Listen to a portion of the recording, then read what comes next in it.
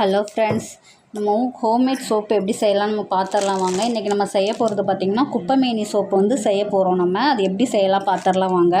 இது வந்து காஸ்டிக் சோடாங்க. இப்படி தான் இருக்கும் கடையில், கெமிக்கல் கடையில் கேட்டிங்கனாலே தெரியும். காஸ்டிக் சோடான்னு சொன்னாலே உங்களுக்கு தருவாங்க. இப்படி தான் இருக்கும். நான் 1 கிலோ வாங்கி வச்சுருவேன் மொத்தமாக. இந்த வாங்கி வச்சுட்டு இந்த கப்பு இருக்குலாங்க, இந்த கப்புக்கு வந்து 1 கப்பு காஸ்டிக் சோடா, 2½ கப்பு தண்ணி இது எடுத்துக்கணுங்க. 1 கப்பு நான் வந்து இதுக்கு 1 கப்பு காஸ்டிக் சோடா 2½ கப்பு தண்ணி ஊற்றி தான் லைட் பண்ணி வச்சுருக்கிறேன்.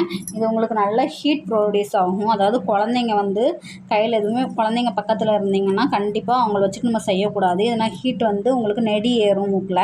அதுவும் கையில் க்ளவுஸ் போடாமல் நீங்கள் கண்டிப்பாக செய்யக்கூடாது. மாஸ்க்கு க்ளவுஸ் எல்லாமே போட்டு தான் இதை செய்யணும். பார்த்திங்கன்னா இது எனக்கு பழக்கமாயிருச்சுன்னா நான் செய்கிறேன். நார்மல் ஹேண்ட்லேயே நான் செய்கிறேன். இப்போது இது நல்லா இப்படி 3 சுற்று இப்படி 3 சுற்று சுற்றும்போது உங்களுக்கு நல்லா ஹீட் ப்ரொடியூஸ் ஆகும். ஒரு 20 மினிட்ஸ் இல்லைன்னா ஒரு 1/2 hour கூட அப்படியே வச்சிடலாம். இதை லைட் பண்ணிவிட்டு லைட்டாக அப்படியே அந்த கரையிற அளவுக்கு மட்டும் வச்சுட்டு அந்த தண்ணி வந்து அப்படியே ஒரு 1/2 hour வெளியில் வச்சிடணும். வச்சுட்டு அதுக்கப்புறம் நம்ம என்ன பண்ணணும்னு பார்க்கலாம். இப்போ பார்த்திங்கன்னா இதுக்கு தேவையானது வந்து நான் குப்பைமேனி சோப்புன்னு உங்கள்கிட்ட சொன்னேன். எங்கள் வீட்டு பக்கத்தில் அங்கே கிராமனால எங்களுக்கு கிடைக்கிது. குப்பைமேனி இலை இதுதாங்க. இப்படி தான் இருக்கும், குட்டி குட்டியாக உள்ள நிறைய இது மாதிரி இருக்கும். இந்த இலையை தான் நான் பறிச்சுட்டு வந்து நான் வச்சுருக்கிறேன். இப்போ இதை நல்லா அரைச்சி நல்லா பேஸ்ட்டாக்கி வச்சுருவாங்க. இதை 1 கப்பு, அதாவது நல்லா பேஸ்ட்டாக்கி இந்த கப்புக்கு 1 கப்பு, கொஞ்சம் அதிகமாக இருந்தால் கூட பரவாயில்ல. 1 கப்பு கரெக்டாக நான் 1 கப்பு போட போகிறேன். இந்த கப்புக்கு நல்லா பேஸ்ட்டாக திக்காக அரைச்சி உங்களுக்கு நான் தனியாக எடுத்து வச்சுருக்க போகிறேன்.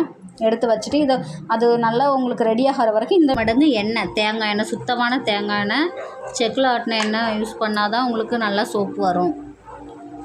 6 மடங்கு நம்ம சேர்க்க போகிறோம். அந்த கப்புக்கு வந்து 6 மடங்கு எண்ணெய் சேர்க்குறோம். First 1 cup caustic soda, 2½ cup water, அப்புறம் 6 கப்பு எண்ணெய். இப்போ 6 கிளாஸ் வந்து ஊற்றியாச்சு. நெக்ஸ்ட்டு ப்ராசஸ் நம்ம பார்க்கலாம். இப்போ நெக்ஸ்ட்டு பார்த்திங்கன்னா நம்ம வந்து காஸ்டிக் சோடா லைட் பண்ணி வச்சுருக்கிறோம்ல, அதை வந்து கொஞ்சம் கொஞ்சமாக ஊற்றி அப்படியே மிக்ஸ் பண்ணணும்.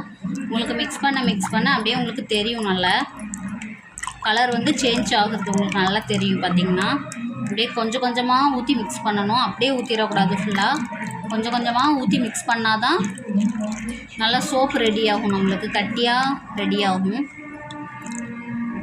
பார்த்திங்கனாலே தெரியும் உங்களுக்கு கலர் சேஞ்ச் ஆகிறது. கொஞ்சம் நல்லா கொழுன்னு ஆகிறது நல்லாவே தெரியும் சேஞ்ச் ஆகிறது. கொஞ்சம் கொஞ்சமாக அப்படியே ஊற்றி இது நல்லா காஸ்டிக் சோடா ஆறுனதுக்கு அப்புறம் தான் நம்ம வந்து ஊற்றி செய்யணும் சோப்பு. அந்த சூடாக இருக்கும்போது நம்ம செஞ்சோன்னா சோப்பு அப்படியே தரையாக ஆயிரும். நம்ம ஊற்றும் போது கொஞ்சம் கொஞ்சமாக அப்படியே ஊற்றிடுங்க. இப்போ பார்த்திங்கன்னா உங்களுக்கே தெரியும் நல்லா கலர் சேஞ்ச் ஆகிருக்குது. உங்களுக்கு நல்லா தெரியும். நல்லா கைவிடாமல் கிளறிக்கிட்டே இருக்கணும். மேக்ஸிமம் ஒரு 1/2 hour நம்ம கிளறணும். இப்படி நம்ம பார்க்கும்போது இது தண்ணியாக சொட்டு சொட்டுன்னு விழுதில்ல, இது வந்து உங்களுக்கு நல்லா கட்டி தன்மையாக மாறும். உங்களுக்கே தெரியும் டிஃப்ரெண்ட்டு. அது வரைக்கும் நல்லா கைவிடாமல் கிளறிக்கிட்டே இருக்க வேண்டியதான். அந்த ஒரு பதம் வந்துச்சுன்னா நம்மளுக்கு தெரியும். கையை நம்ம கலக்கும்போது ஒரு கட்டித்தன்மை கிடைக்கிற மாதிரி நம்மளுக்கு ஒரு ஃபீல் ஆகும். அப்போ வந்து நம்ம அதை லாஸ்ட்டு அந்த குப்பைமேனி இலையை சேர்த்து ஃபினிஷ் பண்ணிட வேண்டியதான். இது நானே வீடியோ எடுத்துகிட்டு செய்கிறதுனால உங்களுக்கு ஹேங்க் ஆகுது. ஓகே, நான் கைவிடாமல் கலக்கிக்கிட்டே இருங்க. எந்த அளவுக்கு நம்ம இது பண்ணுறோமோ அந்த அளவுக்கு சோப்பு நல்லா நீட்டாக வரும். நீங்கள் ஒழுங்காக மிக்ஸ் பண்ணாமல் எதுவும் இருந்தீங்கன்னா திப்பியாக ஆயிரும் சோப்பு. அதே மாதிரி எண்ணெய் தனியாக அந்த காஸ்டிக் சோடா தனியாக உங்களுக்கு பிரிஞ்சு வந்துடும். அப்படியே சோப்பு வந்து உங்களுக்கு கெட்டு போயிடும். அதனால் எந்த அளவுக்கு பொறுமையாக தான் இதை செய்யணும். பொறுமையாக செஞ்சிங்கன்னா மட்டும்தான் அந்த சோப்பு கரெக்டான பதத்துக்கு உங்களுக்கு கிடைக்கும். ஆனால் தயவுசெய்து கையில் க்ளவுஸு, மாஸ்க்கு, கண்ணாடி எதுவும் போடாமல் நீங்கள் செய்யாதீங்க. இது எனக்கு பழக்கமாகிடுச்சுனால நான் அப்படியே செய்கிறேன். வந்திருக்கு, தண்ணி விழுது, தண்ணியாக தான் இருக்குதுன்னு இன்னொன்று மிக்ஸ் பண்ணிவிட்டு நான் உங்களுக்கு நெக்ஸ்ட் ஸ்டேஜ் காட்டுறேன். நல்ல டிஃப்ரெண்ட் தெரியும். நல்ல பால் கலரில் மாறிடுச்சு பாருங்கள். ஓரளவுக்கு நல்லவைங்க பாருங்கள். ஃபஸ்ட்டு இருந்ததுக்கும் இப்போ இருந்ததுக்கும் ஒரு மாதிரியாக திக்னஸ் ஆகிடுச்சு. பார்த்திங்களா? இந்த ஸ்டேஜில் நம்ம என்ன பண்ணுறோன்னா குப்பைமேனி சாறை வந்து நம்ம யூஸ் பண்ண போகிறோம். என்னால் வீடியோ எடுக்க முடியாததுனால நான் கொஞ்சம் கொஞ்சமாக சேர்த்துட்டு உங்களுக்கு காமிக்கிறேன் எப்படி இருக்குதுன்ட்டு. கரெக்டாக இந்த கப்புக்கு 1 கப்பு சேர்த்துருக்கோம் நம்ம. இது நல்லா மிக்ஸ் பண்ணிக்கோங்க. தெரியுதா உங்களுக்கு? நல்லா நான் கொஞ்சம் கொஞ்சமாக சேர்த்துருக்கேன். என்னால் வீடியோ எடுத்துகிட்டே ஊற்ற முடியாதனால வீடியோ கட் பண்ணிவிட்டு நான் அதை எடுத்திருக்கேன். கொஞ்சமாக ஊற்றி அப்படியே மிக்ஸ் பண்ணிகிட்டே இருக்கணும். குப்பைமேனி இலையை வந்து பார்த்திங்கன்னா உங்களுக்கு நல்லா தெரியும், ஒரு திக்னஸில் வந்துருச்சு பாருங்கள் நல்லாவே. இது ஒரு 10 நிமிஷம் இல்லை ஒரு 5 நிமிஷம் மட்டும் கைவிடாமல் கிளறி விட்டுக்கிட்டே இருங்க. இன்னும் அவ்வளோதான் ஃபினிஷ். நம்ம நல்லா 5 நிமிஷம் நல்லா கைவிடாமல் கிளறிக்கிட்டே இருக்க உங்களுக்கு ஒரு திக்னஸ் கிடைக்கும், நல்ல திக்னஸ் கிடைக்கும். பார்த்தாலே தெரியும், பார்த்திங்கன்னா தெரியுங்க பாருங்கள். இந்த ஒரு அப்போ இதை பாத்திரத்தில் செஞ்சுக்கோங்க, அப்போ தான் உங்களுக்கு நல்லா கிளறதுக்கு நல்லாயிருக்கும். கொஞ்சம் ஒடுக்கமான பாத்திரத்தில் செஞ்சிங்கன்னா அது நல்லா இருக்காது கிளறதுக்கு. இது நல்லாயிருக்கும் உங்களுக்கு கிளறதுக்கு. நல்லா மிக்ஸ் ஆகுது பாருங்கள்.